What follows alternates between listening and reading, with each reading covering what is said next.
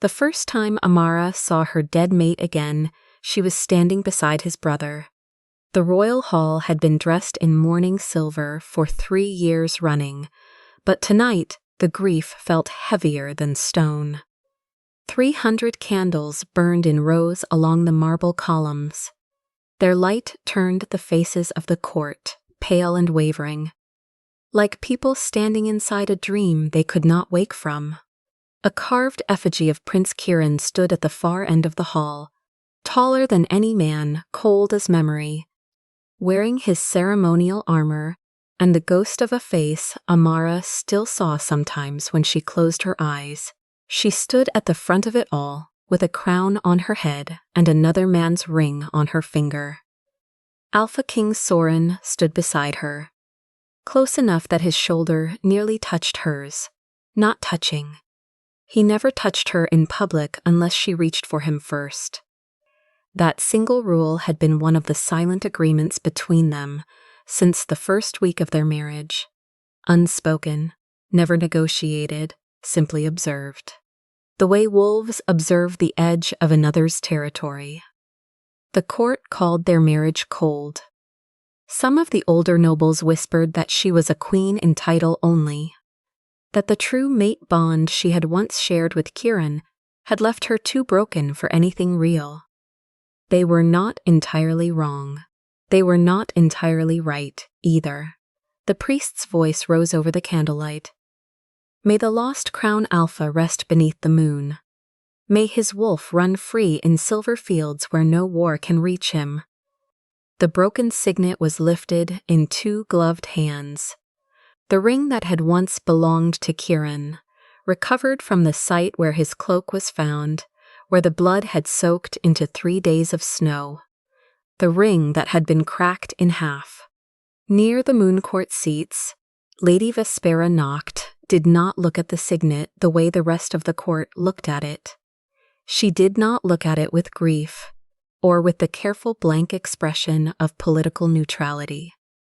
She looked at it with something quieter than either of those things. Something like assessment. Amara noticed. She filed it away with the other small things she had noticed about Vespera over 3 years. The way the woman always arrived at legal sessions already knowing the outcome, the way she positioned the Moon Court's representatives nearest the exits during disputed hearings, the way she had come to Amara, personally, exactly once, to offer her condolences after the bond collapse, and had asked, very gently, very briefly, whether Amara had kept anything of Kieran's from the memorial. Amara had said yes. She had not said what. Amara lowered her head. Her wolf ached. She had learned, over 3 years, the difference between aches that shattered and aches that simply lived inside you. The pain of Kieran's absence used to split her open like something had taken hold of her ribcage and pulled. She had vomited blood the night the mate bond collapsed. Healer Thane had kept her alive by force for 4 days, holding her wolf down with silver-laced herbs while her body tried to follow the broken bond into death. She had not died. She had survived. She had learned to carry the ache instead of being carried by it. So when the priest said Kieran's name, Amara felt the pull the way she always did, like pressing a thumb against an old bruise. But she did not flinch. She breathed through it. She stood straight. She was a queen, and queens did not collapse at memorials, not even memorials for the men their wolves had once named home. Then the doors of the hall opened. The winter air came first. It tore through the candle smoke like something angry, and half the flames shuddered sideways before recovering. Amara felt the cold against her face without understanding why the doors had opened. Without looking up yet, because she was still in the careful stillness of grief, and she had learned that stillness was armor. Then, someone near the back of the court made a sound. Not a word, not a scream. A sound that had no name, the kind that comes before screaming, when the body has understood something the mind has not caught up to yet. Amara looked up. He was standing in the doorway, alive, thinner. Scarred across the jaw and the side of his neck, his left hand wrapped in cloth that had not been changed recently enough. His once golden eyes were dark under the weight of something she could not name in one look. Grief, maybe, or grief that had been left alone so long it had turned into something harder. His black cloak was torn at one shoulder. He was leaning on a sword he was using as a walking staff, and she could see by the careful way he held his weight that more than his hand was damaged. He was alive. Kieran was alive. The hall went completely silent. Then the priest's voice died in the middle of a word he had already begun. Then someone dropped a spear. The sound of it clattering against the marble floor was the loudest thing Amara had ever heard. She forgot how to breathe.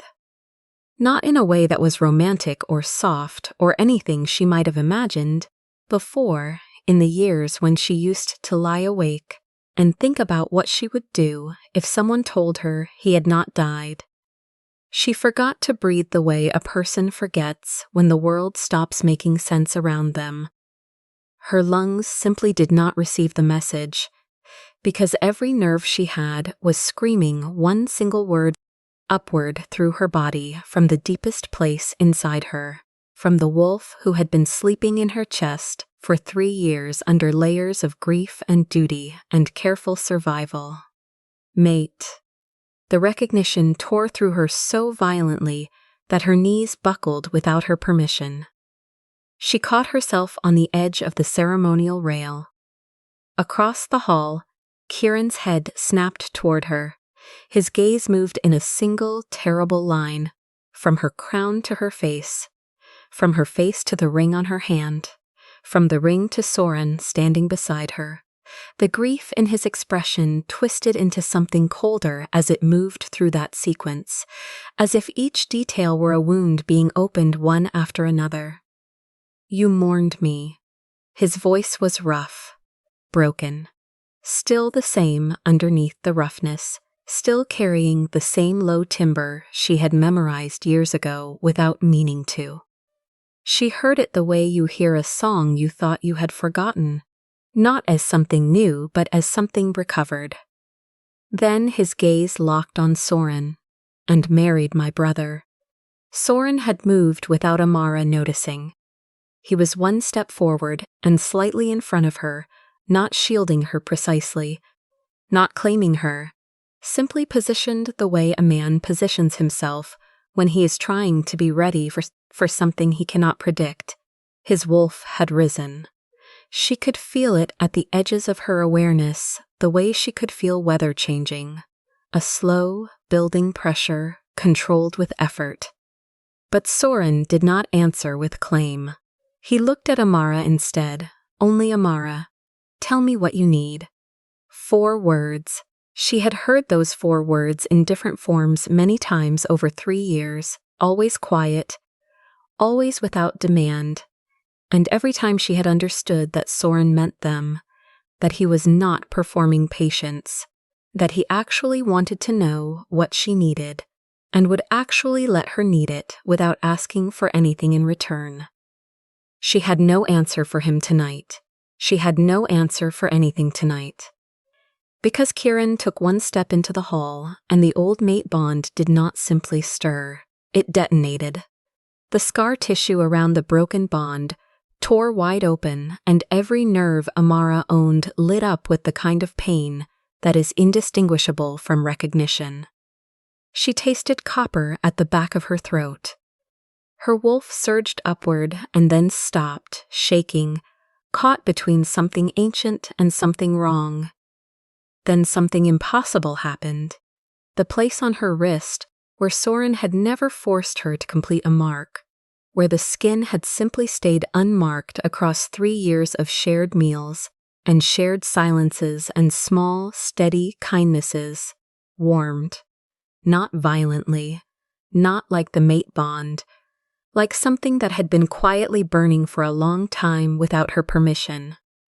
Two separate things answered inside her at once. One like a wound ripped open, one like a hearth she had not meant to build.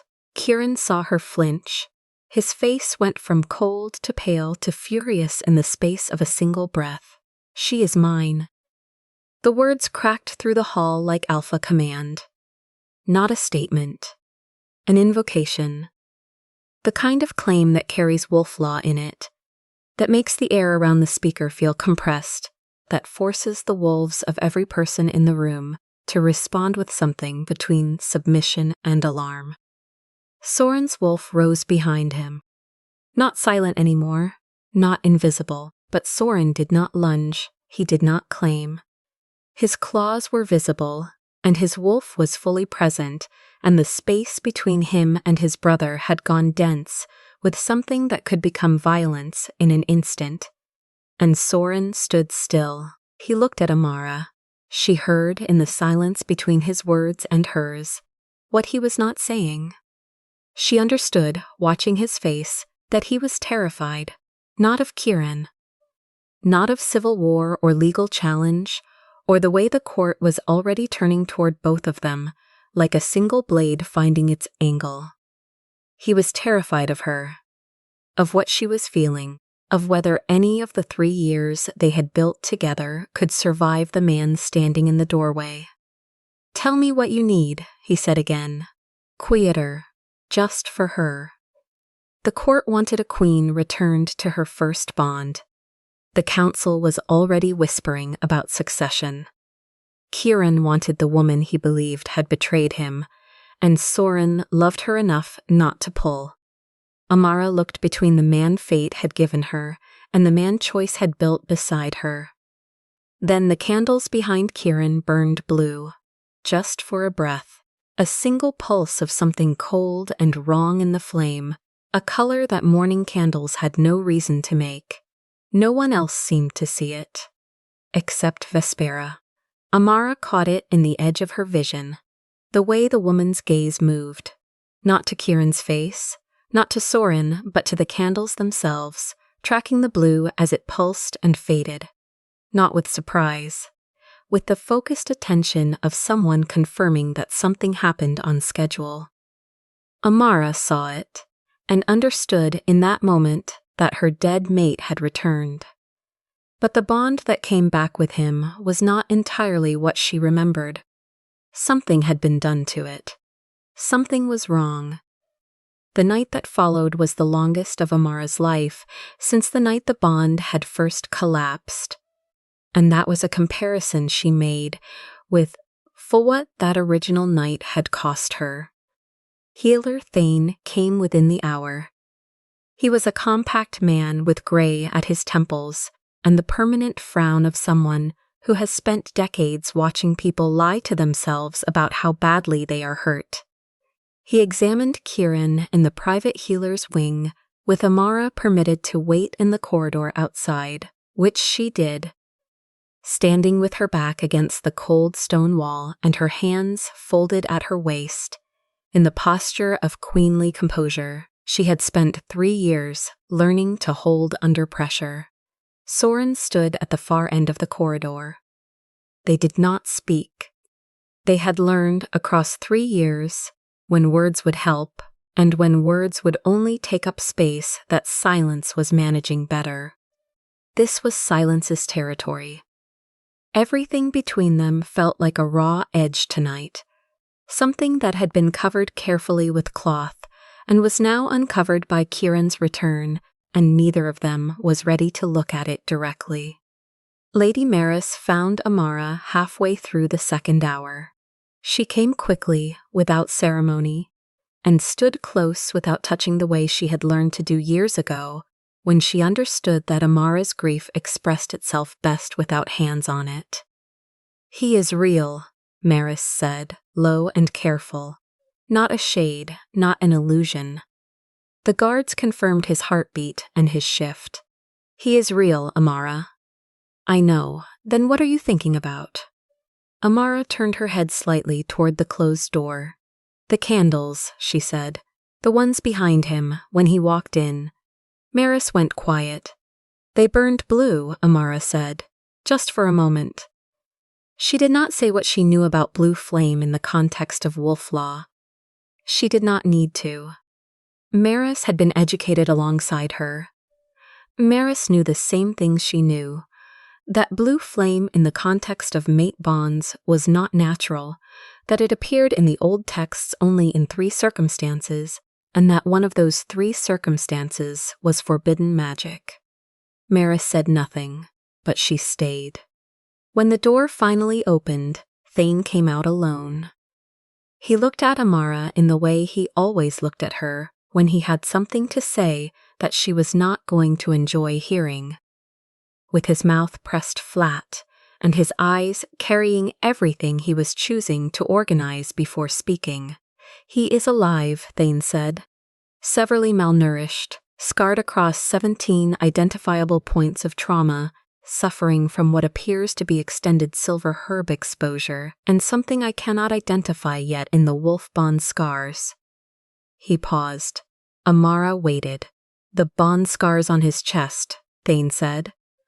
"A true mate bond, when it breaks, leaves a specific pattern. I have seen it before. I have seen it on you, though yours healed over differently because your wolf survived." He folded his hands in front of him. "Kieran's bond scar is not what I expected."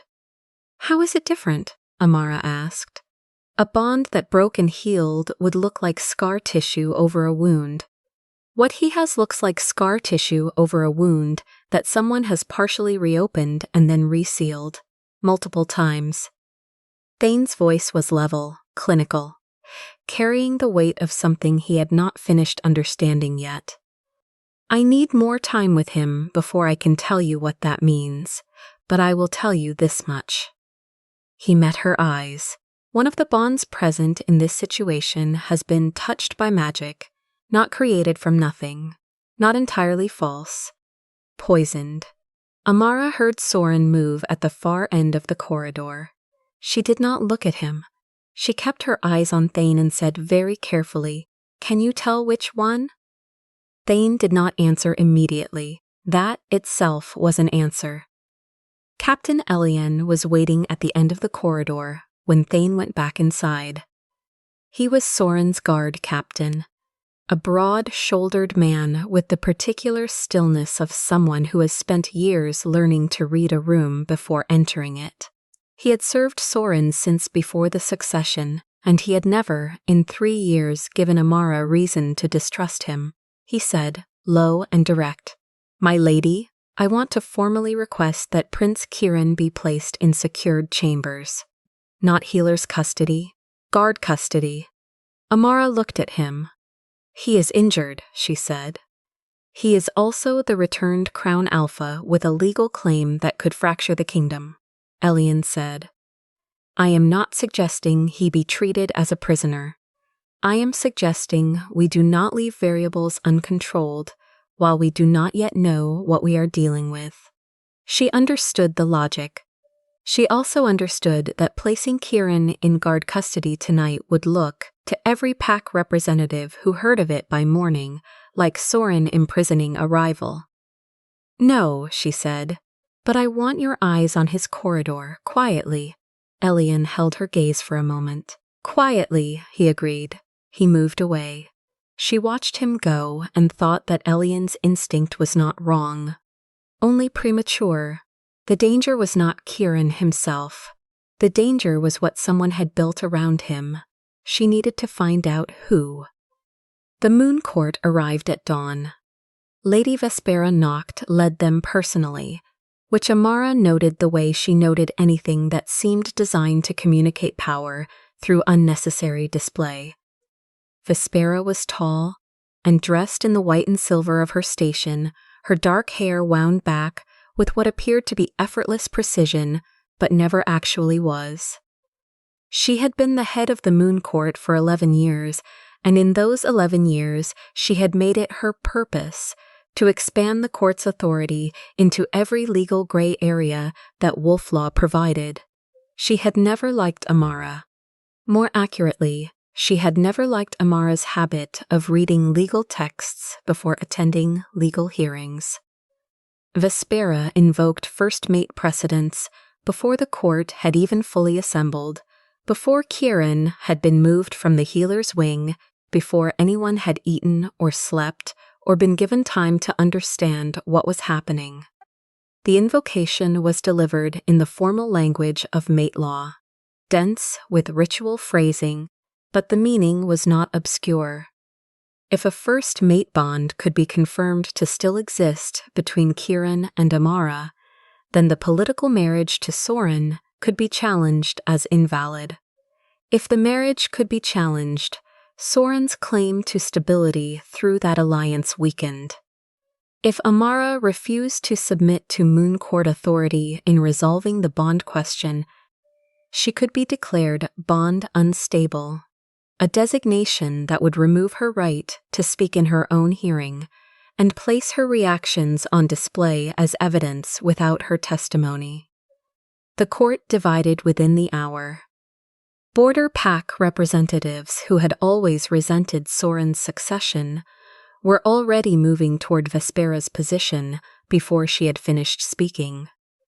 The inner court nobles, the ones whose children had grown up under Soren's reign, held still and said nothing, which was not the same as support. Amara stood in the center of it and let the noise move around her. She was thinking about blue candle flame. She was thinking about bond scars that looked like wounds reopened more than once. She was thinking about the way Kieran's bond had felt when it tore through her in the hall. Not the way she remembered the original bond feeling before his disappearance. The original bond had felt like recognition, warmth, peace, her wolf settling the way a wolf settles when it arrives somewhere it knows. What had hit her last night had felt like violence, like urgency that had no patience for truth. Those were not the same thing. She waited until Vespera finished her formal invocation, and then Amara said, into the brief silence that followed, "If fate has something to say, it can wait until truth has spoken." The words dropped into the room like a stone into water. The rings spread. Several nobles near the front turned to look at her, recalibrating.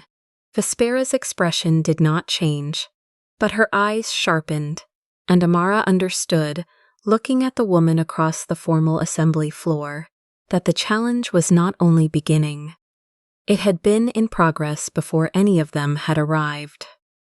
Thane called Amara to the healer's wing late in the afternoon of the second day. She had not slept. She had spent the hours between the Moon Court session and now reading every text she could access on mate bond law, forged bond symptoms, and historical precedents for first mate return cases. There were not many of the latter. Returns from the dead, even partial deaths, cases where a person was presumed dead due to bond collapse and later found alive, were rare enough that Wolf Law had never developed a clean protocol for them, which meant the Moon Court had room to define the protocol as it pleased. That was not an accident. Kieran was sitting up when she entered. He looked less like something recovered from a battlefield, and more like someone who had been through a battlefield and come out knowing what they had seen. The scarring along his jaw was raw. His golden eyes had not recovered whatever warmth they had once held. He looked at her in the way someone looks at a person they have been mourning a different version of, with recognition and with something that was not quite the recognition.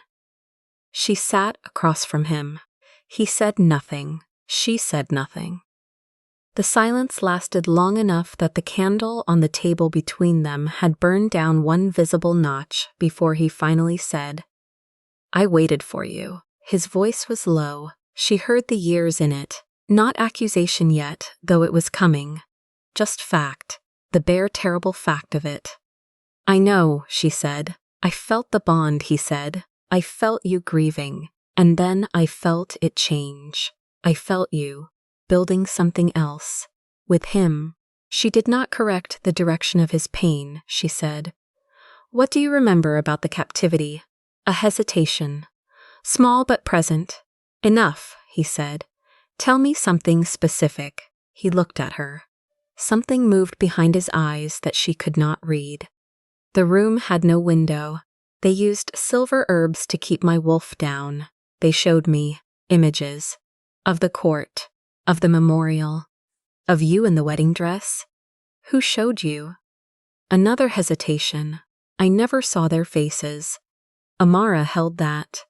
What do you remember from the night before the battle? She asked. The night before you disappeared. He opened his mouth, closed it. The bond between them, the thing that had struck her like a blow in the memorial hall, pulsed once with something violent, and then it flickered. She felt it flicker the way a candle flickers in wind unsteady, as if the signal underneath it were being interrupted. Kieran pressed a hand to his chest. I know what I remember, he said, but the certainty in his voice had developed a crack she did not think he intended her to hear. She said gently, I believe you believe that. His eyes went to hers. She held his gaze. The night before you disappeared, she said, you told me to carry the kingdom if you did not return. You made me repeat it back to you 3 times because you said once was not an oath, twice was not a promise, but 3 times was bone deep.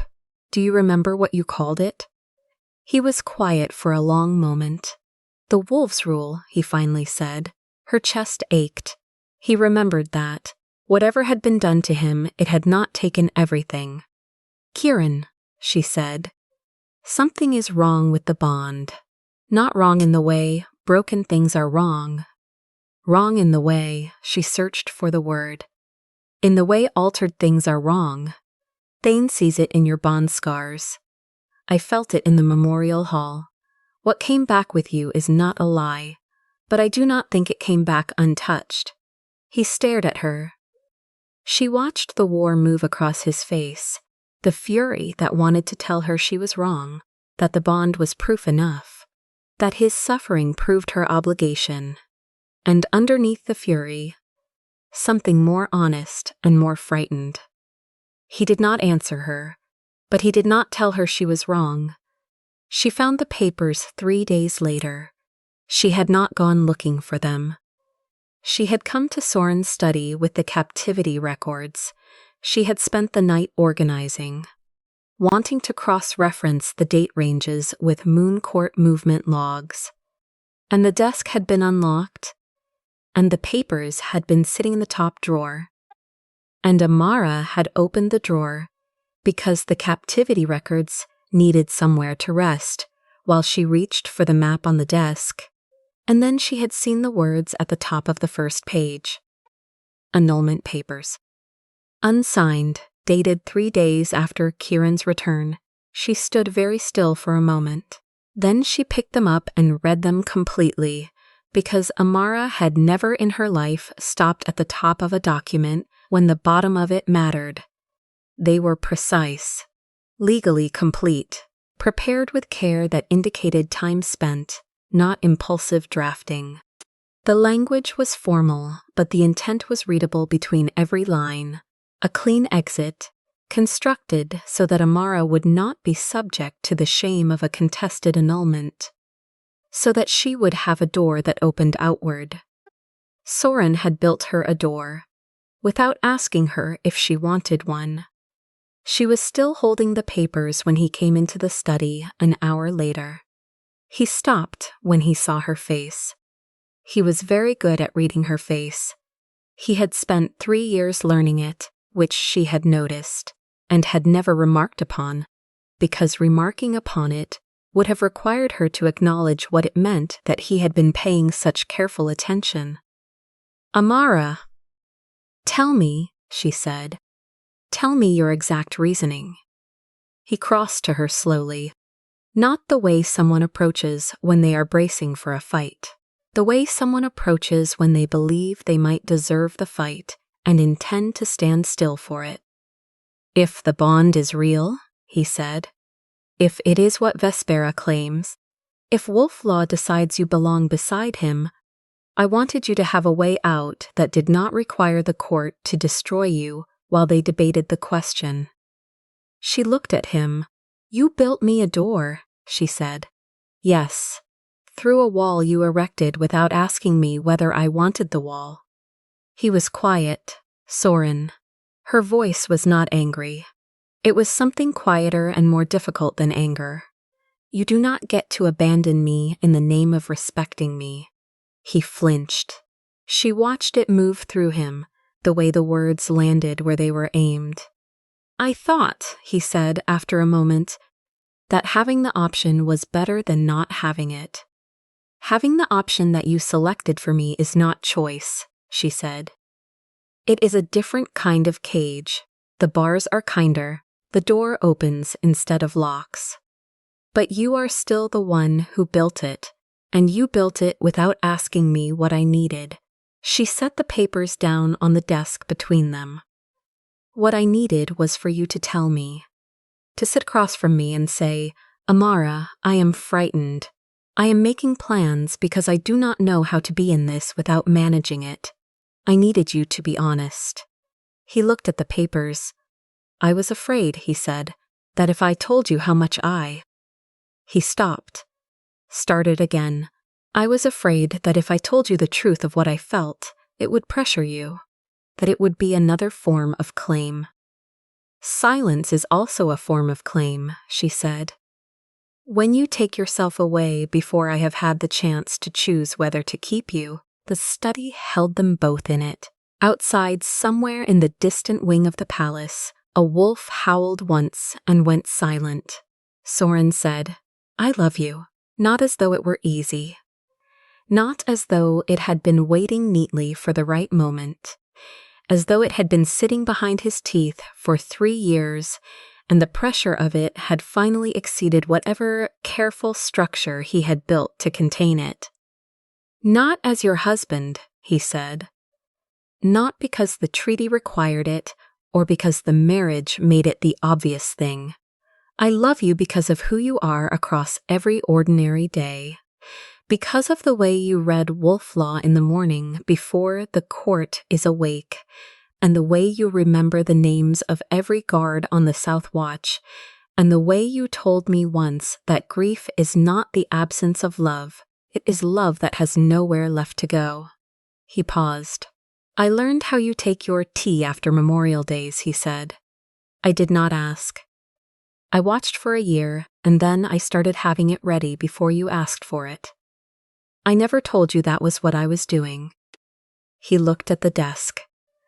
I kept the chair Kieran used to use in your sitting room out of the rotation when I had the furniture rearranged last spring. You had not sat in it in 2 years, but I did not know if you might want to. I did not think that was my decision to make. He met her eyes. I have loved you through years I was not allowed to ask for anything. And I will not lie and call this marriage empty. She was quiet. She was very quiet, and inside that quiet, something was taking shape that was not the violent recognition of the mate bond, and was not the desperate urgency of the forged thing she had felt from Kieran's direction. It was warmer than both, steadier. Then stand, she said. Do not step aside. Do not prepare doors for me in the night without telling me. Stand beside me and tell me the truth, and let me decide from a place where I know what the truth is. He met her eyes. He nodded. It was not a small thing. She knew it was not small, because she knew how much of his careful machinery she had just asked him to dismantle. The distance test happened on the 5th day, in the East Garden, under Thane's supervision, with a Moon Court observer present because Vespera had insisted on witnesses for everything. Thane separated Amara from Kieran by moving her to the opposite wing of the palace, not out of range, but far enough that the bond would register the distance. He watched her response for an hour. Then he moved her back and watched Kieran's response. Then he observed both together, and apart from Soren as well, over the course of 3 hours, with the Moon Court observer taking their own notes and Thane taking his. Afterward, Thane found Amara in the corridor and told her what he had found. "When you were separated from Kieran," he said, "the bond became panicked. Not grieving, not longing, panicked, urgent, demanding immediate return." She waited. "When you were separated from Soren," Thane said, "the bond ached. It grieved distance, it wanted return, but it remained stable. It did not issue commands. It did not override your ability to think clearly." He folded his hands. "A true bond," he said, "can grieve distance. A forged layer fears disobedience," she said. "You are telling me the Kieran bond has been altered." "I am telling you that the symptoms in the Kieran bond are not consistent with a natural mate bond in distress," Thane said. "They are consistent with a forged layer wrapped over something real. The original bond existed. It broke when you both believed he was dead. What exists now is not the original bond intact. It is an imitation of the original bond's urgency, built around the foundation of what was real, designed to feel like the same thing." The Moon Court observer, a young woman in white silk, was writing everything down. Amara looked at her. "You understand what he is saying," Amara said to the observer directly. The young woman looked up, startled. "Yes, my lady. Make sure Vespera understands it as well." She walked away from both of them. Thane caught up to her in the next corridor. She had not expected that. She turned. He said, "There is one more thing. I did not say it in front of the observer." She waited. "There is a ritual flame," he said. "Old practice. Moon oath fire. It was used in the early period of wolf law to sever false vows and forged oaths. Promises made under duress. Bonds attached by ritual rather than consent." He folded his hands in the particular way he folded them when he was about to say something people found difficult. "It cannot destroy a true mate bond. It cannot erase real love or real grief. It burns only what has been attached artificially. A forged layer, a blood oath woven into a bond without the bonded person's knowledge." Amara was still. "Does it still exist?" she asked. "As a functional practice, the knowledge exists," Thane said. "The conditions are precise. It requires the forged object, the ritual anchor used to build the layer. It requires voluntary refusal from the person being claimed. It requires the bonded parties to refuse to act from possession and fear." He paused. "If Kieran claims Amara by force, the fire cannot separate cleanly. If Soren attacks out of possessiveness, the ritual collapses. If Amara burns from anger rather than truth, the fire may scar all three bonds instead of severing one." She understood what he was telling her. "It has to come from choice," she said, "not desperation." "It has to come from choice," Thane agreed. "Which means it cannot be used until we know what the choice is." She needed to find the source. She needed the name of who had done this. She needed the proof. She found it in the records room, 3 floors below the public archive, behind a seal that bore the Moon Court's mark, and that was not supposed to be accessible to anyone outside the court's council. Amara had spent 2 years of her political marriage learning which archivists had families in the border packs whose alliance Soren's reign depended on. She had spent those 2 years building relationships carefully, without asking for anything specific, simply by being the kind of queen who remembered that people existed outside of their functions. The archivist who unlocked the seal was a man named Dovey, whose younger sister Amara had arranged an apprenticeship for the previous winter. She did not abuse the debt.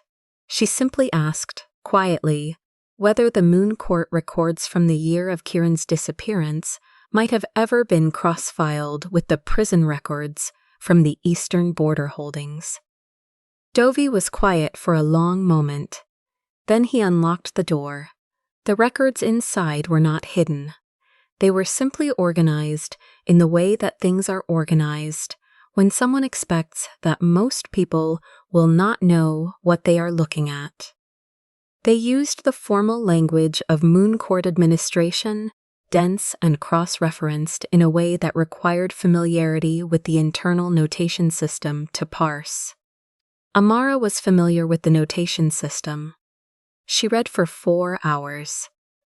The captivity records bore dates from the month of Kieran's disappearance forward across 2 years. They documented expenses, moon court herbs, silver restraints, a type of candle whose specification Amara recognized from restricted ritual documentation. They documented visits, regular, always from the same unnamed designation that the records labeled only as the warden of the first bond. They documented procedures, bond dream rituals, a preserved mourning ribbon described in the records as recovered from the memorial site. Blood renewal, regular intervals. The records used the phrase harvest from the living source without elaboration. And at the bottom of one page, in handwriting that was slightly different from the notation style of the rest. Slightly more personal, slightly less careful, a phrase that was not administrative. Restoration of first bond for succession leverage. Amara set the records down on the table in front of her. She breathed. She thought about Kieran sitting in the healer's wing, pressing his hand to his chest where the bond pulsed, trying to remember what she had asked him, and finding that the memory was not quite where he expected it to be. She thought about the visions he had described, images of the court, of the wedding, of her, precise, repeating, designed to generate grief that could be harvested. She thought about Vespera. She thought about the blue flame. Then she gathered the records, thanked Dovey without elaborating, and went to find a way to speak to Kieran without the moon court watching. She made a mistake. She knew, even as she was making it, that it was a mistake. Thane had warned her about the Forged Layer's behavior in proximity without witnesses. Soren had asked her, the previous night, to tell him before she did anything involving Kieran directly. She had said yes. Then she had found the records, and the grief and the fury of what they contained had overridden the careful architecture of good judgment, and she had sent a note to Kieran through the south corridor, rather than through the formal wing where the moon court observers were stationed.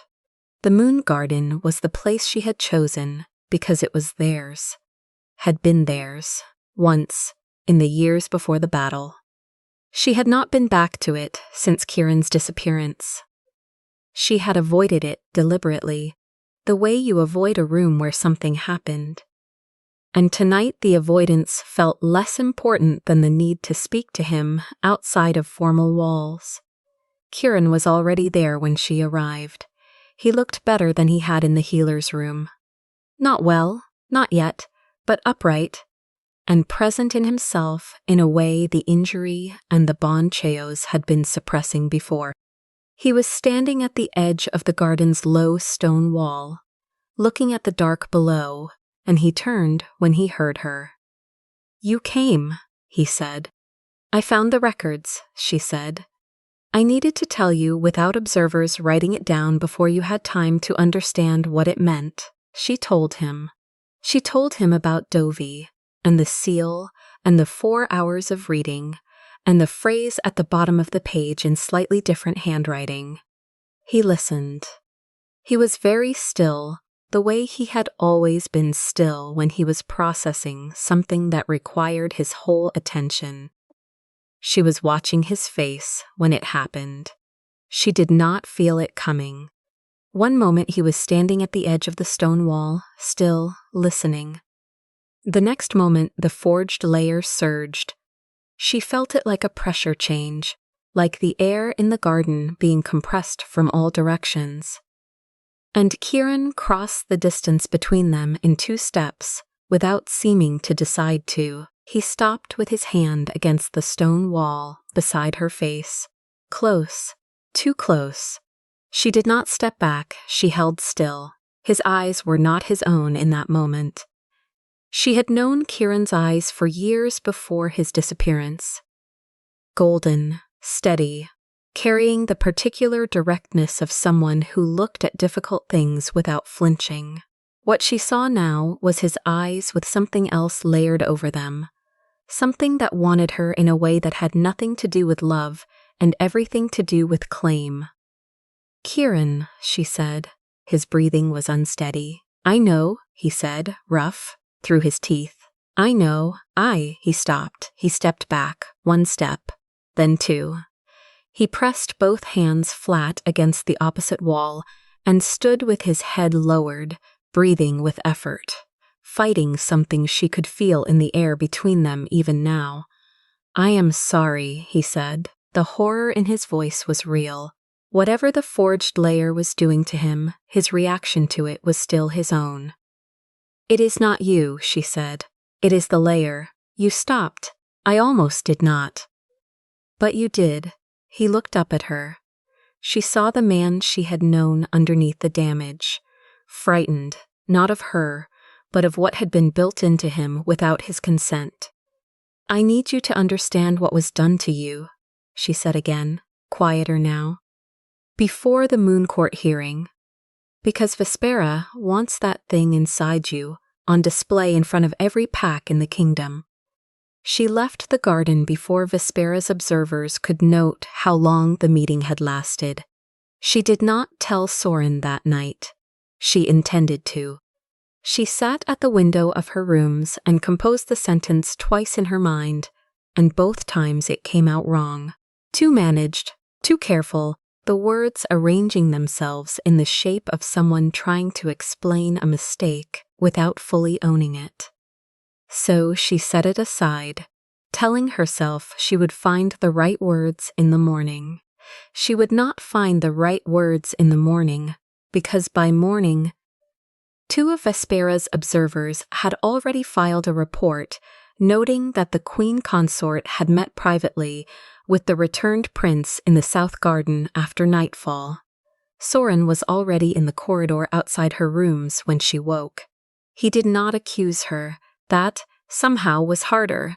He stood at a distance and said, "I heard," she said. "I should have told you." "Yes. I went because I had the captivity records, and I needed to tell him without Moon Court witnesses present. That was the real reason. But I also went without telling you, and I did not ask myself honestly enough why that was." He was quiet, she said. "I will not do it again." He absorbed that. "I am not angry at you for talking to him," he said after a moment. "I am. I do not know what the word is. Not angry. Afraid of what the layer might do in proximity without people present who can intervene." He stopped himself, she said. Soren's jaw tightened. "This time," he said. She found him in the formal session chamber 2 days later, where Thane had moved him for the Moon Court's pre-hearing interview. He did not want to believe her. She had expected that too, even after the garden. There was a difference between hearing something at night when you were alone with a person and being asked to hold it as permanent truth in the daylight. She sat across from him in the healer's room and laid the full captivity records on the table between them. The complete documentation, not the summary she had given him in the garden. And she watched his face move through the stages of it again. The rejection, the fury, the searching for the flaw in what she was presenting, the moment where the flaw was not where he had expected it to be, and then the moment after, which was quieter and harder. "You are saying they kept me alive," he said. "For this?" "They kept you alive to use the bond," she said. "They preserved my grief from the memorial. The ribbon I left at the effigy, they took it. They used it in the rituals. They used your blood and my grief to rebuild what broke when we both believed you were dead. Not rebuild it truthfully. Rebuild it with a layer that would make you feel ownership. That would make the bond demand rather than recognize. He looked at the records. If the bond is poisoned, he said. Quiet. What is left of us? She did not answer immediately. She considered the honest answer, which was complicated, and she gave him the complicated version because she owed him that. What was real deserves mourning, she said. What was force deserves breaking. Those are not the same thing, and we do not have to treat them as if they are. She looked at him steadily. You are still left. The man who told me once was not an oath, twice was not a promise, but 3 times was bone deep. That man is still here. What was done to you is not what you are. But I need you to understand what was done to you before the Moon Court hearing, because if you go into that hearing still believing the bond's demand is truth, Vespera will use you against yourself. Kieran was silent for a long time. She let the silence exist. Finally, he said, She orchestrated my return, yes. She planned for you and Soren to be standing in that hall when I walked in. Yes, she wants civil war. She wants enough chaos to invoke emergency Moon Court authority, Amara said. She wants both you and Soren discredited by a public confrontation, and she wants me silenced by the bond unstable declaration, and she wants the pacts fractured enough that the Moon Court can step in and claim they are the only institution stable enough to manage succession. The candlelight moved between them. Kieran said, What do you need from me?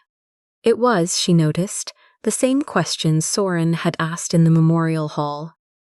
Asked differently, for different reasons, with different weight behind it, but the same question, she said. I need you to remember that love cannot be claimed. Whatever remains of what we were, it only lives if it is chosen, and I need you to be strong enough to choose truth over the bond's demand. He looked at his hands. After a moment, he nodded.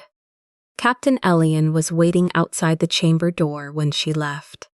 He had the look of a man who had been waiting a long time and had used the time productively. I have been speaking with the Eastern Border Guards, he said, without preamble.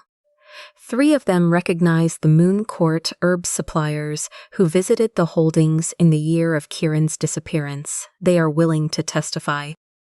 Amara looked at him. Quietly, she said. Quietly, he agreed. And I have a name for the warden of the first bond. She had not expected that yet. Tell me, she said. He told her. She listened. She said nothing for a moment. Then, How long have you known? I suspected within the first week, Elian said. I needed proof that would hold in a formal Moon Court session before I said anything. I think I have enough now. He paused. I wanted you to know before the preliminary hearing, in case it changes how you position things. It changes everything, she said. I thought it might.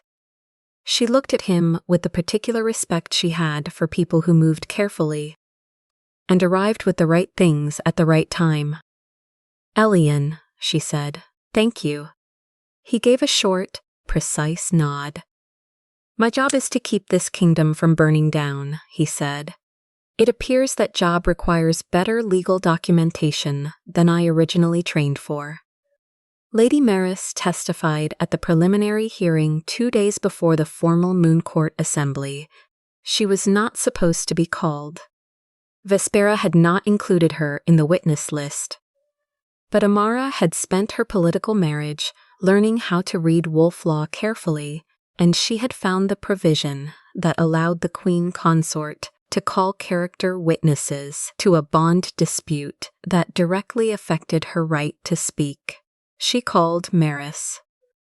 Maris came to the witness position in the formal hearing room without ceremony and without the careful composure that most witnesses performed when the Moon Court was watching. She came in the way Maris had always moved, directly without apology for the space she occupied. Vespera questioned her first, which was the procedure.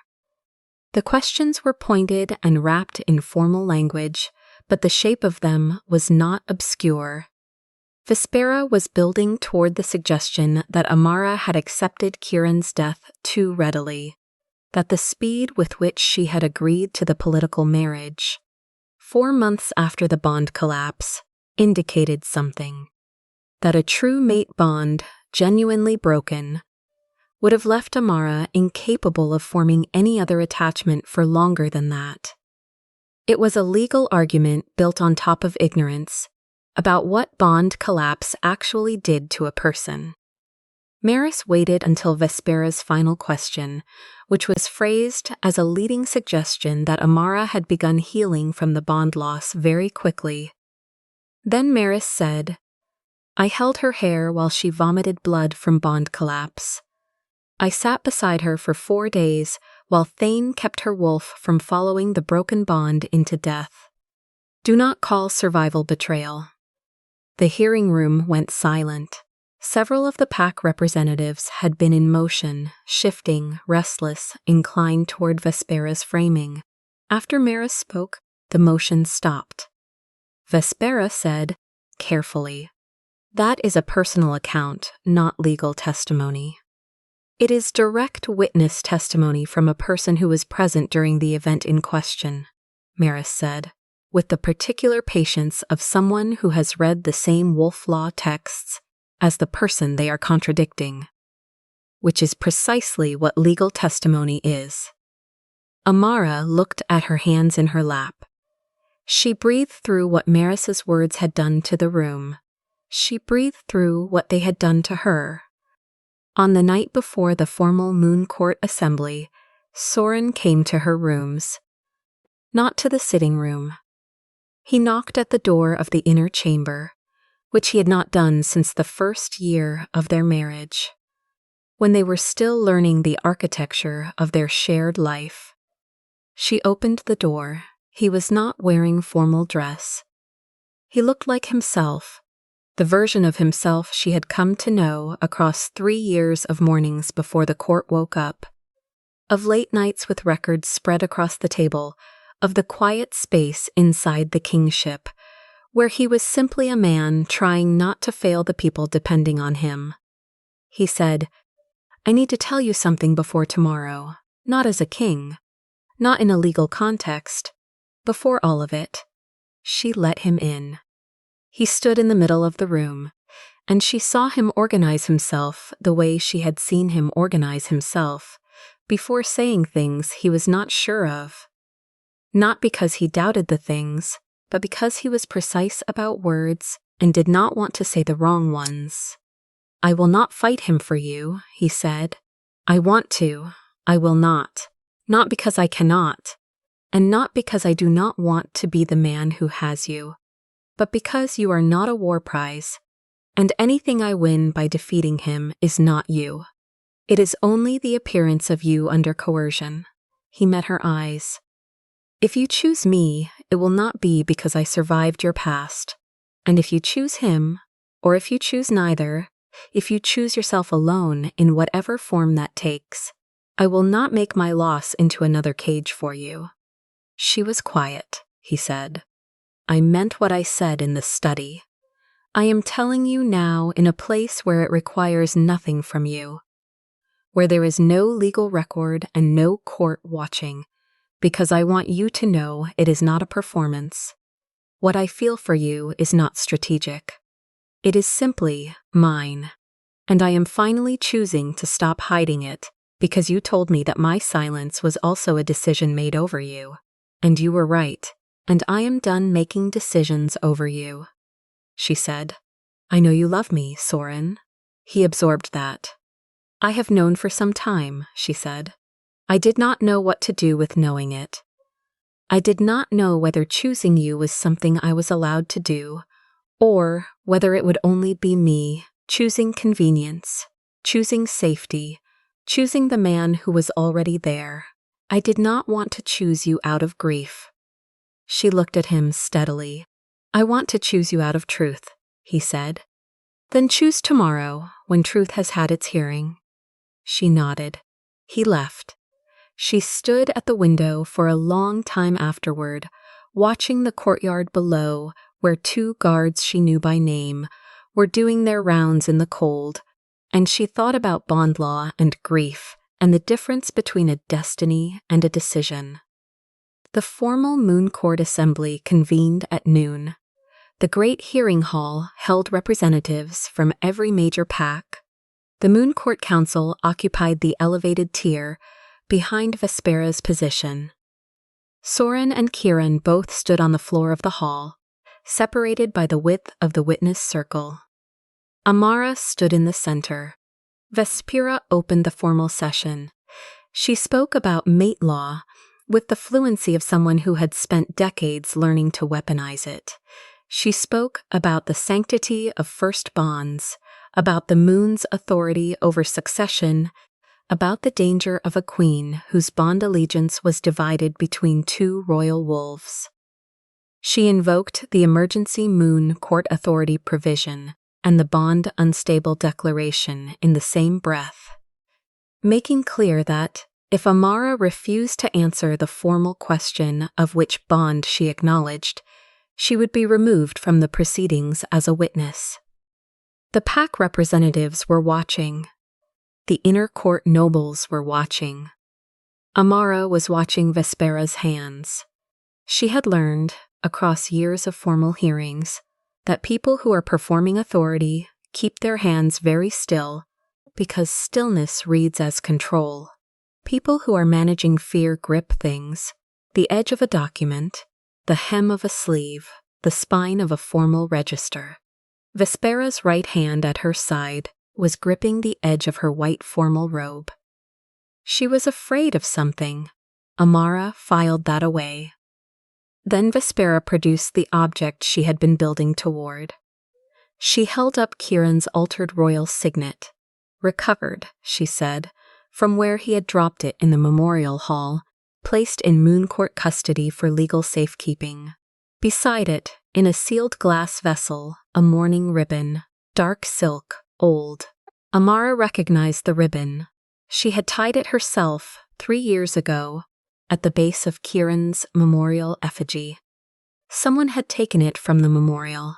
Someone had kept it in the sealed glass vessel, preserved precisely for 3 years.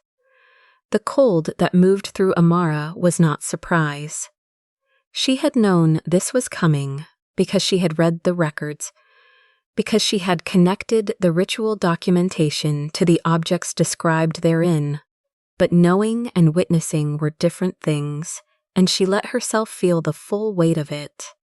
The preserved grief, kept in glass, weaponized, handed now to a woman who intended to use it publicly. Vespera began the invocation. It was fast, faster than any ritual invocation Amara had seen in formal hearings, which operated according to deliberate protocols with pauses built in for witness acknowledgement. Vespera was not leaving space for acknowledgement.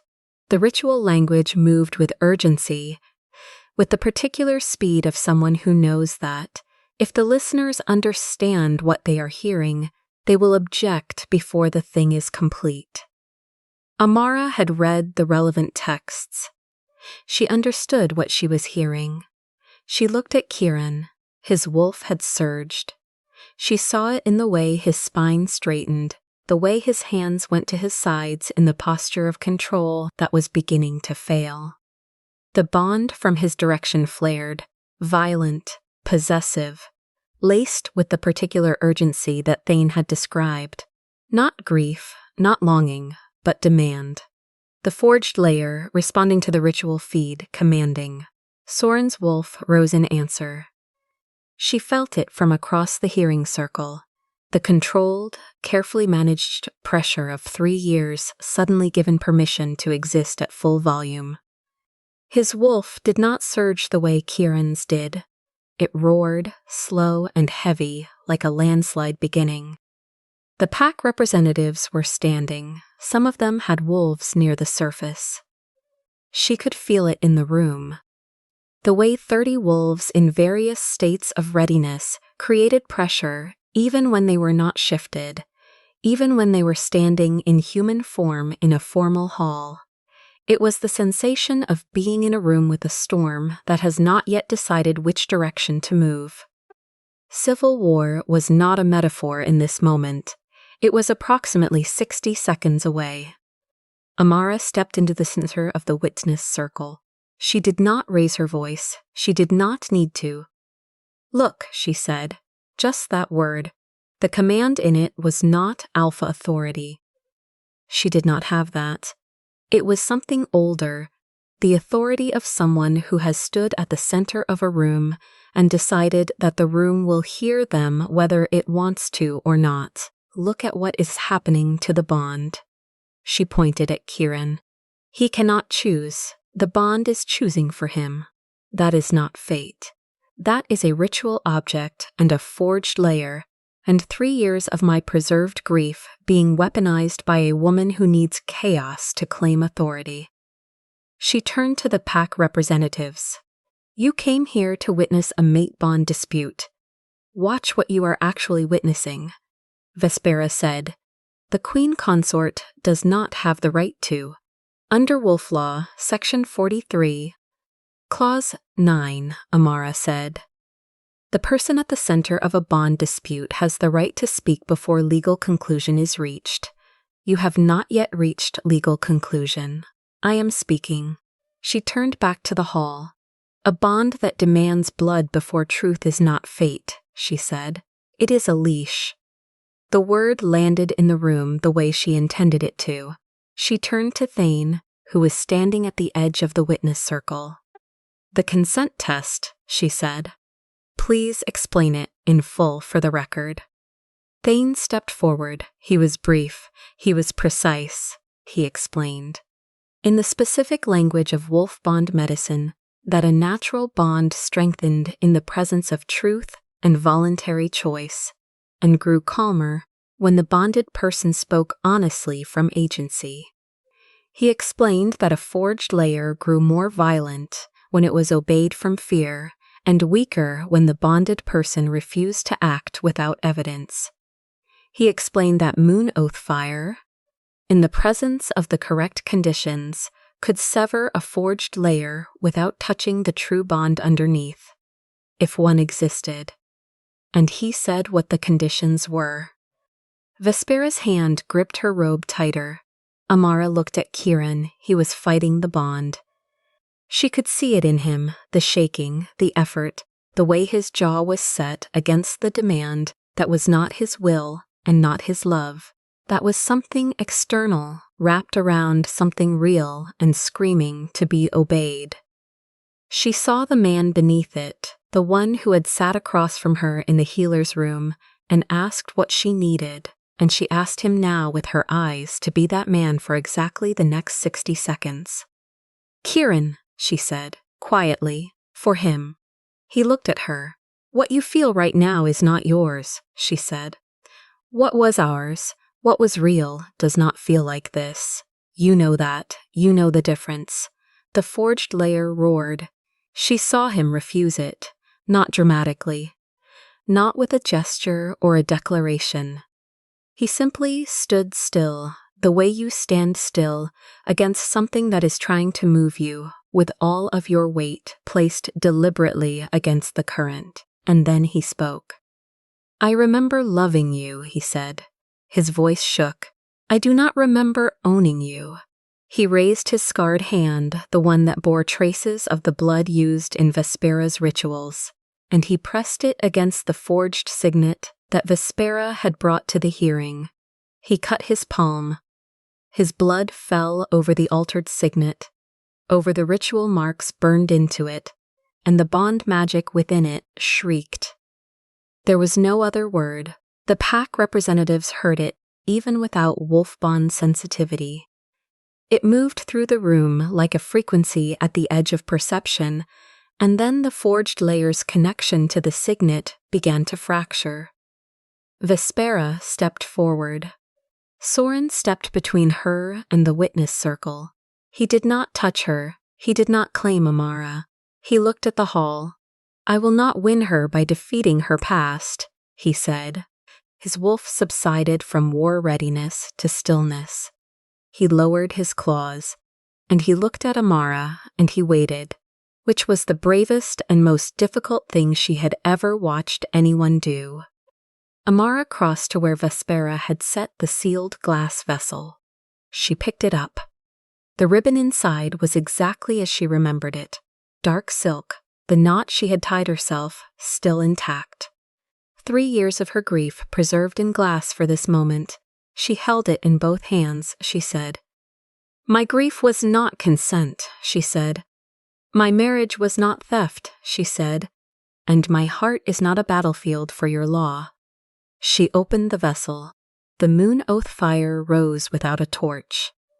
It came from the place where truth and refusal meet. She did not have a better description for it than that, except that it did not feel like burning. It felt like pressure releasing. It felt like a door opening into cold air.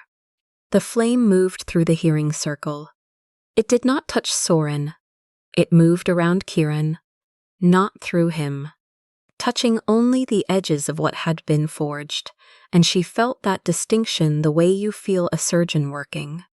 The particular care of something cutting only what needs to be cut. Then it burned. The forged layer did not go quietly. It made itself felt in the room as it unwound. The pack representatives felt the pressure of it releasing, felt the air in the hearing hall shift, felt the particular disorientation of something large and false coming apart.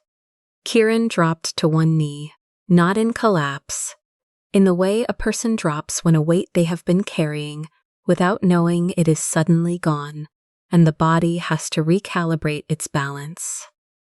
The forged bond urgency released, the possessive command released, the rehearsed visions, the blood signature tied to Vespera's ritual, the compulsion to claim before truth could speak, released. What remained, in Kieran's direction, was quieter, real. The grief of something that had once existed and could no longer exist in its original form. Amara felt it and let herself feel it honestly, because it was honest, because Kieran deserved to have what was real about them mourned truthfully. Vespera said nothing. She was looking at the signet in Kieran's hand, which had gone dark. Captain Elian moved from his position at the hall's entrance. He had the captivity records. He had the ritual documentation. He had signed testimony from 2 archivists, 3 pack border guards, and the young Moon Court observer who had been present for the distance test, and had quietly, in the 2 days since, gone to Elian and said she would bear witness to what she had seen. He presented them to the Moon Court Council over Vespera's head. The pack representatives read. The inner court nobles read. Vespera stood in the center of what she had built and watched it surface around her. Amara chose Soren. She said it plainly, without ceremony. In the hearing hall, before the assembled packs, while the Moon Court Council was still processing the evidence, while Kieran was rising from one knee, and Vespera was being detained, and Elian was organizing the guard rotation with the efficiency of a man who had been preparing for the possibility of this exact moment. She said it because the court expected someone else to declare the outcome, and she refused to let the outcome be declared by anyone other than herself. I choose Soren. She said it while looking at him.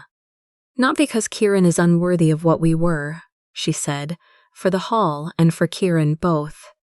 Not because fate chose poorly and then corrected itself. Not because he is the king and the safe answer. She held Soren's gaze. Because he loved me without claiming me. Because he waited through years in which he had every legal right to demand more than I could give, and he did not demand it, because he made one mistake, the annulment papers, and when I told him what that mistake meant, he heard me and he changed. She paused. because when I was standing in a burning situation I did not create, he stood beside me and told me the truth and let me decide. She looked at the assembled packs. Fate may have found me first, she said, but he waited until I found myself. Soren did not move. He was still waiting. He would always wait, she thought. She crossed the hearing circle to him. She took his hand. His fingers closed around hers, not a grip, not possession, simply the pressure of one person's hand answering another's. His wolf settled. Hers settled with it, not in the violent recognition of the mate bond or the demanding urgency of the forged layer, but in the way something settles when it has finally arrived somewhere it chose to be.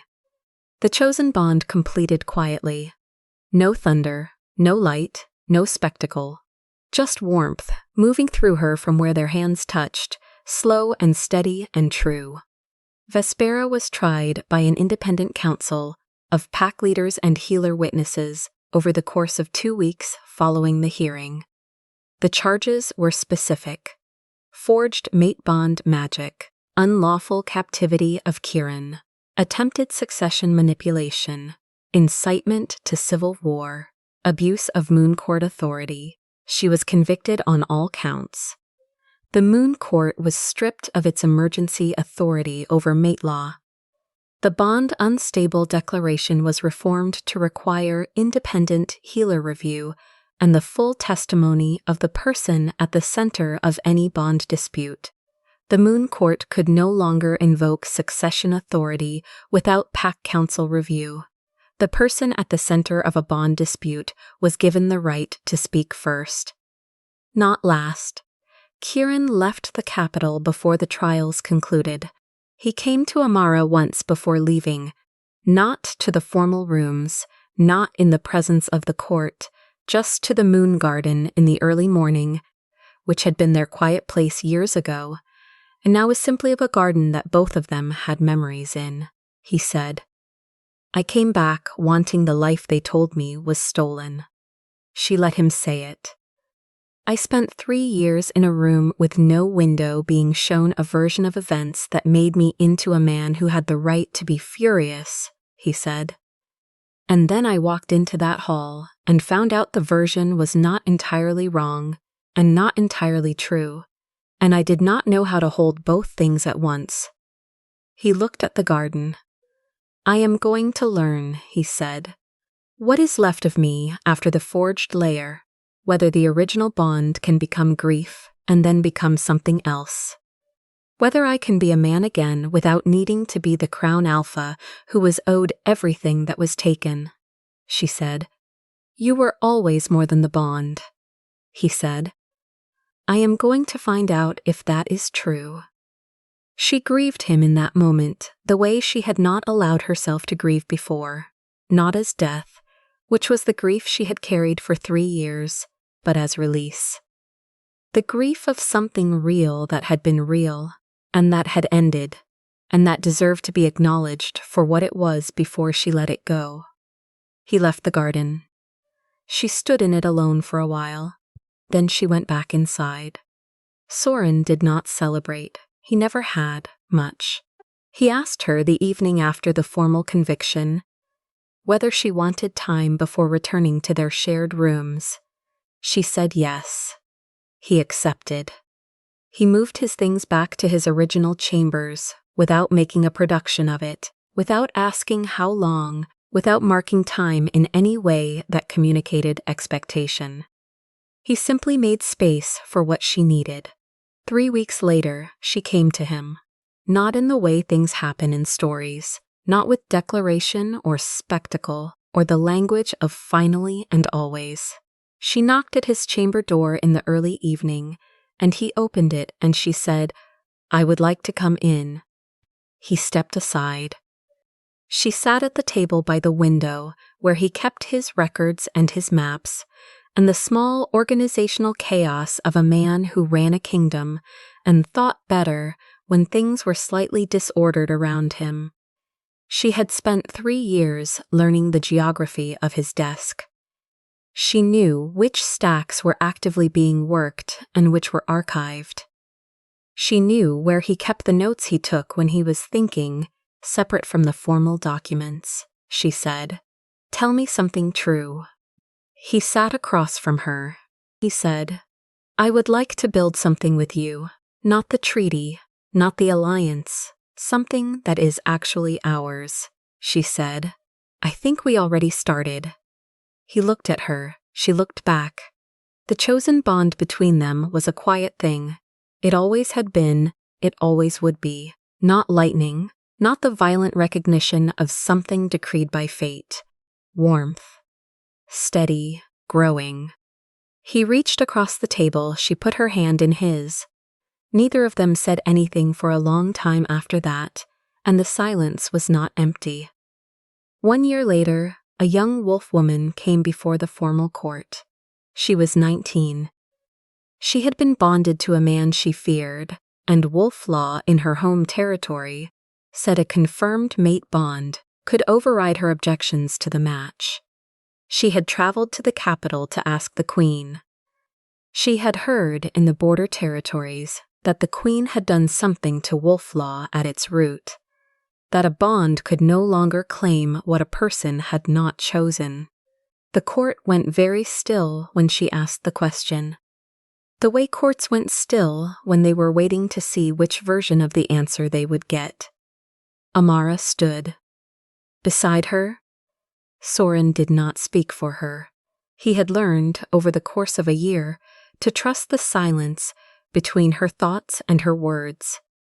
In the gallery at the side of the room, Kieran sat as a witness to forged bond recovery proceedings. He had been invited back as a formal witness and advisor on the medical documentation, a role he had accepted with the careful deliberateness of a man rebuilding himself from accurate materials. He lowered his head when Amara stood. She looked at the young woman. She said, "A bond may call." She let the words sit in the room, "but only you may answer." The young woman exhaled. The sound of it moved through the court like something released, quiet and real, and carrying the weight of every person in the room who had ever been told that fate was another word for someone else's authority over their life. Soren did not speak until after.